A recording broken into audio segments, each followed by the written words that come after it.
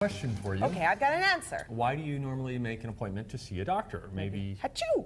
Allergy problems? That could be something. Asthma? Maybe you have migraines? Ow. Or you just can't sleep?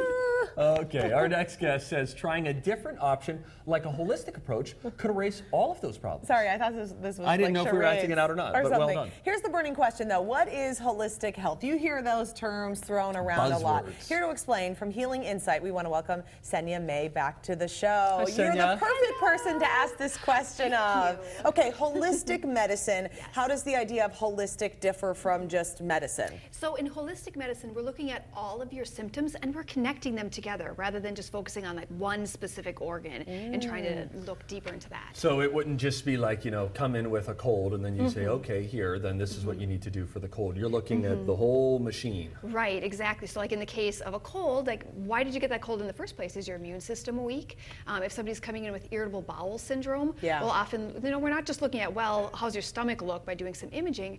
We're looking at like, okay, what's your diet? What's your stress level? How are you sleeping? Because all of those are going to play in and paint a picture of why you have irritable bowel syndrome. So is the idea here that some of those like chronic conditions, some of those like you can't quite put your finger on it, something we might just be popping a pill as a Band-Aid, would be best treated with holistic, where if you are in a situation where like you're in a farming accident, I mean, you got to get to the ER, I mean, go right? to the doctor. So for there that, are for places sure. for all of these types of medicines to be part of your life. Exactly, and holistic medicine is great if you have something that's very, very complex, that's not just, oh, I take one pill and that's going to fix everything. Sure. Or if you have something that's sort of subclinical, where like you go to your doctor and they're like, well, it's not really that bad that we need to give you a medication for that. Well, those are really great things to see a holistic practitioner for, because, you know, if you're suffering with something, you're not sleeping well, you're having trouble losing weight or something, I mean, we can help with that in a way that your doctor maybe can't. Yeah. Okay, so if someone comes to you and they're checking you out for the first time, this is their first time understanding the holistic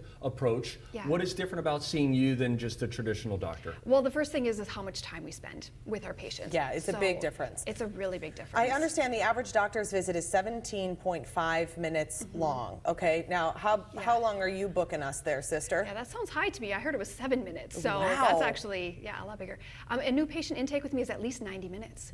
So we're really, really going into Now, depth. Elizabeth has seen you. She's been treated by you before, and yeah, I love you Senya. said that you, Senya, asked quite a few questions regarding bowel movement. So that could be, if somebody doesn't know that's coming, that might take them off guard. But why are you asking those questions? So in Chinese medicine, which is the form of holistic medicine I practice, we learn so much about what comes out of your body that tells us what's happening inside your body. So you kind of think like, Senya, I just met you and you're asking me a lot of personal questions. It's a lot, yeah. But that It is is one. So if you're asking about these bowel movements, what does that mean? What does it mean when you say you could have a weak digestive fire and you can't turn food into energy? So if you have a lot of loose stool, or you feel tired after you have a bowel movement, or you just feel tired after you eat, you might not have a strong enough digestive fire to break down your food and turn it into useful energy. It might just be going right through you, and that's why you're tired all the time. You also often ask, do you wake between 1 and 3 a.m.? What can that indicate to you? So if you wake up between 1 and 3 in the morning, often there's a nutritional deficiency, what we call a yin deficiency. It can also be a hormonal imbalance that can cause that. And it's very, very common for women to wake up at that time. If you fall right back asleep, well, that's maybe not such a big deal. You're up for 2 hours at a time, that is a problem. We need to fix that. Boy, a lot of people watching us. If it's 1 a.m. and We you're have a watching lot of 1 us, a.m. this viewers. is Oh it. yeah, that's right. Now Senya. the sighing thing, do you sigh a lot? Why do you ask that question? So if you're sighing a lot, what that means is that you just have a lot of like stress and it's constricting your ribs, and so like when you sigh, it kind of relieves that a little bit. But you know, that's fine if you do that every once in a while. You're doing it all the time, that's a problem. If your like coworkers are like, hey, Do you think I do that a lot? Sit next to a chronic sigher Do right I here. really? You're a sire. Really? Oh, that's A lot of terrible. times, no, it's not terrible. It's you. But a lot of. I'm gonna need to come in next week. For sure. Oh boy, a lot during the day. Just for you. You know, why do you think a lot of people are seeking out holistic medicine right now? What's happening now that people are coming to you? So it's super interesting because I've been practicing for a decade now. And when I first started practicing, you know, most people, they really wanted the magic pill. They just wanted somebody to give them a pill that would just cover it up and be done with it and not have to worry about it anymore. But now we've wisened up. Like women know and men know, like, oh, my diet plays into this, and exercise and my lifestyle and stress. stress, and they're looking for a solution. They're like, well, what else can I do then? And that's why we get a lot of people calling our clinic. So what are some of those solutions? Acupuncture we talk about a lot with you, that is something that you are primarily helping people with. Right. Okay, so, and what are some of the things that treats? So we can help a lot with fatigue.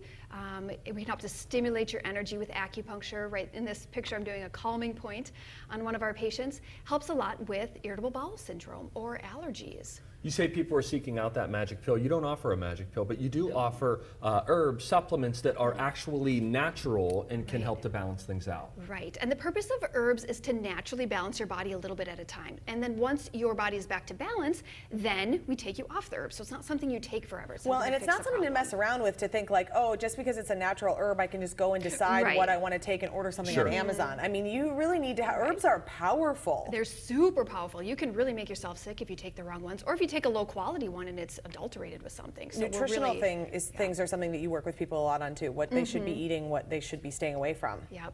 That's a big part of our intake is what are you eating? What's your breakfast? And we talk about different foods that you can eat. Like for instance, if you're wanting to lose weight, we want you to eat dry, light foods that are going to help lighten up your metabolism and give you more energy rather than like these heavy, like dampening foods that a lot of us eat. Isn't it fascinating? It is fascinating. She even does the cupping too. We've shown you that before on the show. You can see that on our website as well. All sorts of different ways to approach your own well-being. Really cool stuff. Thank you, Senya. Thanks, Senya. Really good information.